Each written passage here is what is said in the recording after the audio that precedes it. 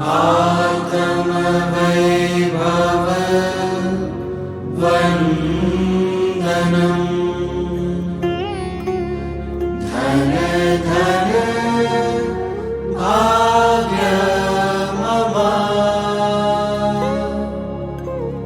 धन धन भाग्यमवा प्राप्तो नररूपे नारायणम्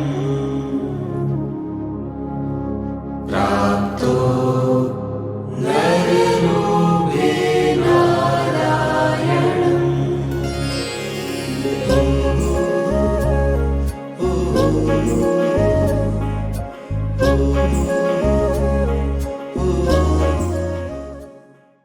ઓમ સહજાત્મ સ્વરૂપ પરમ ગુરુ પરમ ઉપકારી પપ્પાજીના સામર્થ્યને વિશેષ સમજવા માટે આ પોડકાસ્ટમાં આપણે પૂજ્યશ્રીના લેટર્સ લેશું. આ પોડકાસ્ટ 3 ભાગમાં ડિવાઈડ કરીએ છીએ. પાર્ટ 1 મુમુક્ષુએ લખેલા પત્રો, પાર્ટ 2 પૂજ્ય પપ્પાજીના લખેલા જવાબ અને પાર્ટ 3 મને મળેલું માર્ગદર્શન માય ટેક અવે. મારું નામ પારુલ ગાંધી છે અને હું કોલકાતાથી છું. મારો લેટર જે હું વાંચું છું તે મેં પૂજ્યશ્રીને 18/8/2002 લખેલો. પાર્ટ 1 મારો લખેલો લેટર, તારીખ 18/8/2002. પરમ પૂજ્ય વંદનીય પૂજ્યશ્રી પપ્પાજી. પપ્પાજી, આપને મળવાનું ખૂબ મન થાય છે અને જલ્દી મળાય એવું રહે છે. પપ્પાજી, હમણાં ખૂબ કર્મના ઉદય આકરા લાગે છે. ક્રોધ, માન, માયા, લોભ આદિ સર્વ દોષો ખૂબ તીક્ષ્ણતાથી દેખાય છે. આપના આશ્રયે રહીને સર્વ દોષોને છેદવા છે. પપ્પાજી, આપની કહેલી આજ્ઞાઓનું આરાધન વારંવાર કરું છું. પપ્પાજી, પણ દોષ પોતાનું કામ કરીને જ જાય છે ત્યારે હૃદયથી પશ્ચાતાપ થાય છે. પપ્પા, તમે કેવો પુરુષાર્થ કર્યો હશે ત્યારે આવી ઉત્તમ દશાને પામ્યા છો. આપની દશાને અને આપના પુરુષાર્થને વારંવાર માથું અને હૃદય નમી પડે છે. દરેક સિદ્ધ ભગવંતોએ પણ એવો જ કઠણ પુરુષાર્થ કર્યો છે. પપ્પા, સ્વચ્છંદ ટાળી આપો અને હવે મને આપના જેવો બનાવો. પપ્પા, હું સર્વ દોષવાળો છું તો પણ પપ્પા તમારા ચરણમાં છું. ત્યાં જ ખૂબ શાંતિ છે અને ત્યાં જ મને રાખો. મને ખૂબ બળ આપો અને શુદ્ધ કરો. આપના સિવાય મારી વૃત્તિ ક્યાંય બીજે ન જાય અને હું પણ આપના જેવો બનું એવા ભાવ આપના ચરણમાં મૂકું છું. બસ એ જ આપની પારુલના જય સદગુરુ વંદન. પપ્પાજી, કરેલા સર્વ અપરાધની આપની પાસે ખૂબ ભાવપૂર્વક ક્ષમા માંગુ છું. પપ્પા, સતની પરાભક્તિ આપો. હવે આપણે પાર્ટ 2 લેશું, જેમાં પૂજ્યશ્રીએ લખેલો જવાબ આવશે. પ્રિય પારુલ, પત્રો બરાબર મળે છે અને તમારા સત્સંગના ખબર બરાબર મળતા રહે છે. સત્સંગીઓને તમારા સત્સંગથી ખૂબ જ સારી અસર થાય છે અને ક્ષયોપશમ પ્રમાણે સર્વ જીવો દશા પણ વધારે છે. ઓક્ટોબરમાં તો મળવાનું થશે જ, ત્યાં સુધી ધીરજ રાખશો.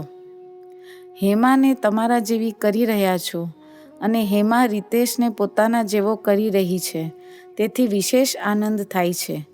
હેમામાં હદથી વધારે સંકોચ છે.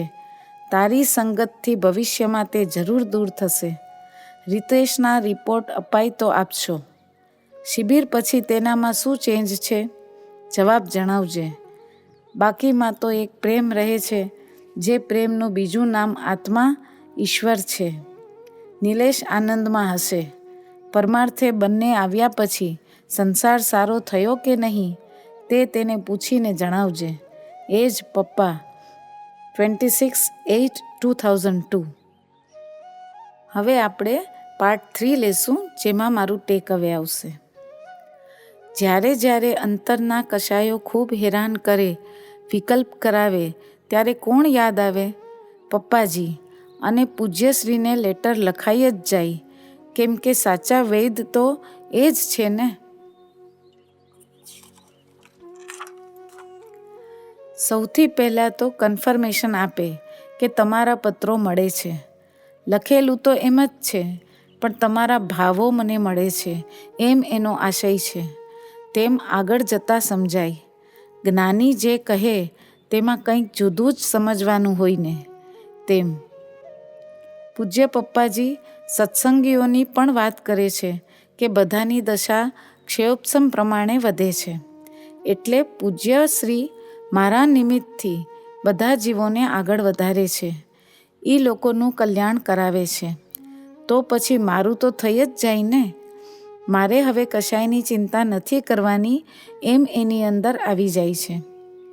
ઓક્ટોબરમાં મળવાનું જ છે તેમ ધીરજ રાખવાનું કહ્યું. બાકી ઘરના બધાના રિપોર્ટ માંગ્યા. હવે આપણે શું રિપોર્ટ આપવાના હતા, પણ આપણને કામે લગાડ્યા. એના રિપોર્ટ આપવા જાઉં તો મારી મતી જ મપાઈ જાય. હવે વચન આપ્યું.